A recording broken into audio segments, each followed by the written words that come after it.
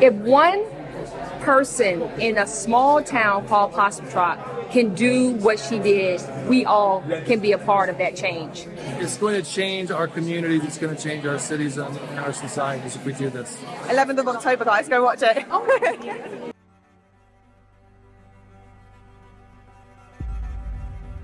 I feel like I'm the only one who sees these things. The Department of Protective Services can't stop this, and we need your help.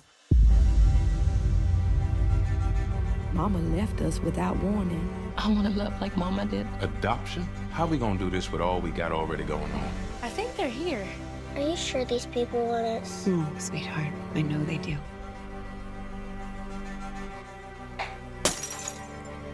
Religious guilt can't fix a broken child's heart. Love can. We got over 20 families that want kids. Well, town wants kids now. It shouldn't be a child without a home. We can turn this whole thing around. I am beautiful. I am strong. You are a gift, and you were only ever meant to be loved.